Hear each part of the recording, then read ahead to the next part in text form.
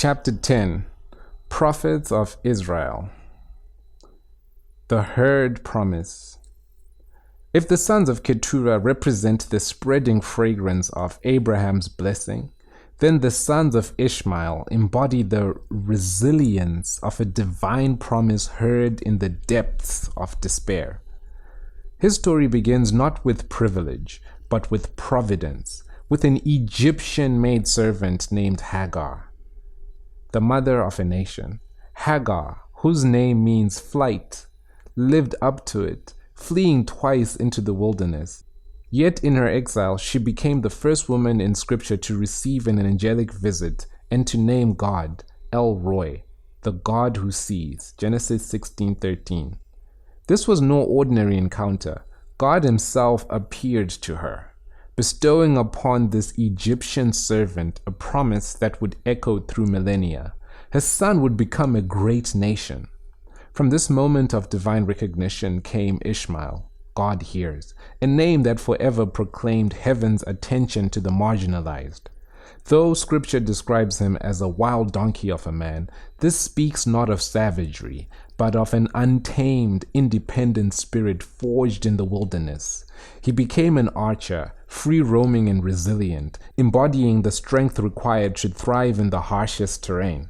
His mother, ever mindful of their Egyptian heritage, took him a wife from the land of Egypt, weaving the threads of Africa into his lineage from the beginning. The 12 princes, a nation prophesied. The fulfillment of God's promise to Hagar unfolds in Genesis 25:12-18, where Ishmael's 12 sons are listed, princes who would become the fathers of 12 tribes, but these are not merely historical records. When we decode the Hebrew meanings embedded in their names, a profound narrative of national destiny emerges, revealing that God's promise encompassed not just numerical growth, but spiritual purpose. The 12 sons of Ishmael. 1. Nejaboth means prophecies or fruits, the firstborn, representing leadership and prophetic fruit. 2. Kedar means darkness, the Bedouin people dwelling in black tents, masters of desert survival. 3. Adbeel, God's disciplines, divine correction and refinement. 4. Mibsam, which means sweet fragrance, the incense traders bearing frankincense and myrrh. 5. Mishma means hearing, those who listen, connected to prophetic traditions. 6. Duma means silence, desert dwellers wrapped in mystery and watchfulness. 7. Masa, which means burden or oracle, bearers of prophetic wisdom and divine burdens. 8. Hada, which means honor or beauty, the noble lineages of Arabian princes. 9. Tema, which means south country, southern Arabian tribes mentioned in Job and Isaiah. 10. Jetur, which means enclosure or protected, defensive peoples, ancestors of Eutrians mentioned in Luke 3:1. 11. Naphish, which means refreshed, the oasis people, refreshed in desert places. 12. Kedema, which means eastward or ancient, eastern expansion towards ancient heritage, the prophetic blueprint, a divine decree. Each name is a destiny. Each meaning reflects something about the person's character or the people's future. Together, these names form not merely a genealogy, but a prophetic mosaic, a divine blueprint for how God's promise to Ishmael would unfold across history. Read in sequence, these names form a remarkable declaration. Prophetic fruit emerges from darkness when God disciplines, creating sweet fragrance. Those who hear in silence bear the burden of oracles, bringing honor to the southlands. Though enclosed, they will be refreshed as they expand eastwards towards their ancient heritage.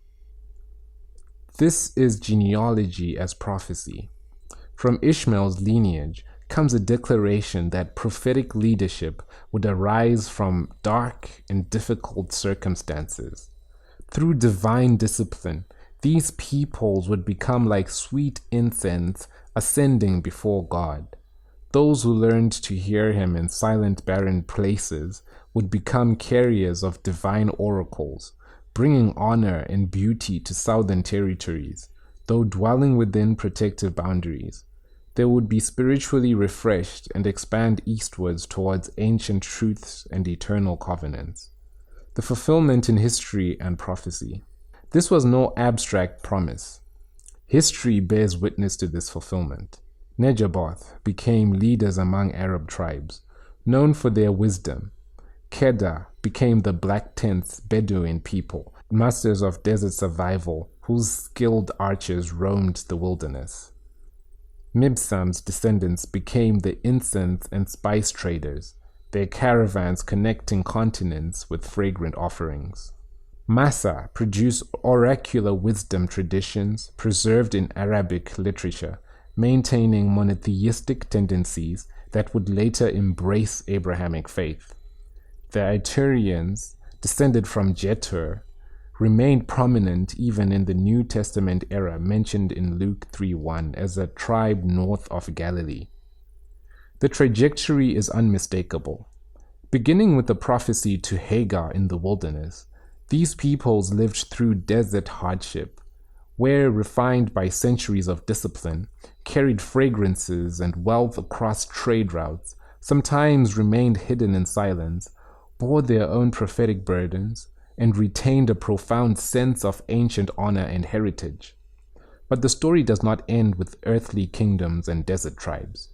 The prophet Isaiah saw beyond the immediate fulfillment of an ultimate destiny, a day when these very descendants would return to worship the God of their father Abraham.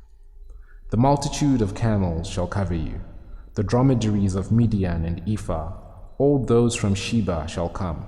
They shall bring gold and frankincense, and shall proclaim the praise of the Lord. All the flocks of Kedah shall be gathered to you, and the rams of Nebaioth shall minister to you. Isaiah 60:6-7. The flocks of Kedah and the rams of Nebaioth, the very descendants born from darkness and prophetic fruit, are envisioned bringing their offerings to the Lord's altar. The God who heard Hagar's cry in the wilderness and saw her son when she felt unseen ensures that no thread of his covenant promise is ever lost. Two covenants, one faithful God.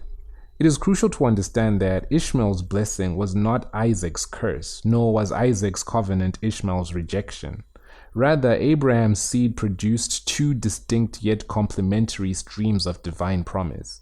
Isaac carried the covenant of promise, the messianic line through which salvation would come to all nations.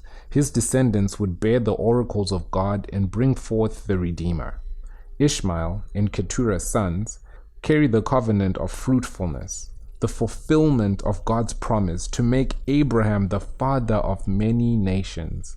His descendants would become princes, builders of kingdoms, and bearers of their own prophetic heritage. Neither lineage diminished the other. Both revealed the manifold wisdom of God, which keeps every promise with precision.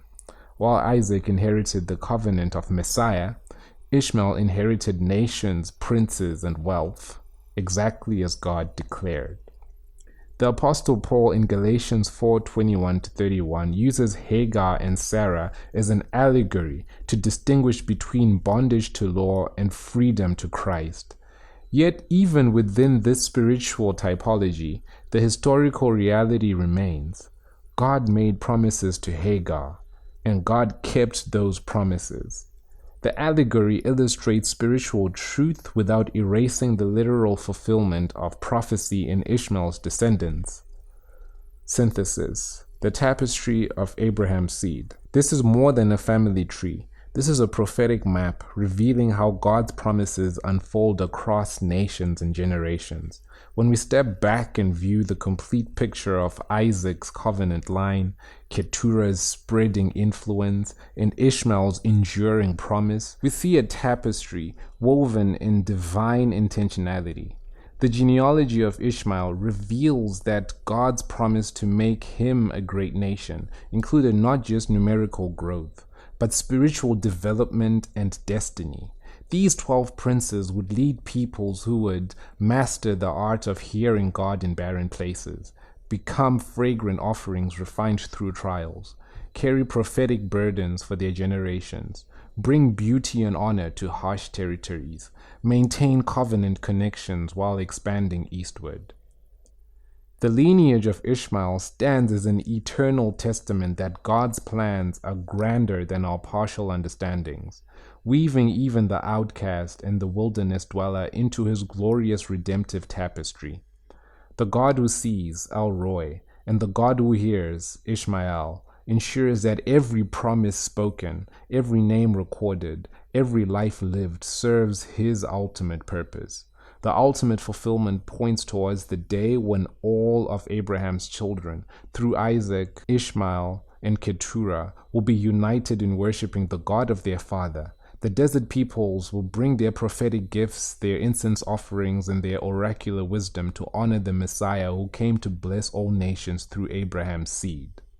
In the beginning, God made a promise to a fleeing Egyptian servant in the wilderness. In the end, her descendants will stand before his throne, bearing the very fragrances of worship that their names prophesied, proof that no cry goes unheard, no promise unfulfilled, and no child of Abraham forgotten in the grand design of redemption.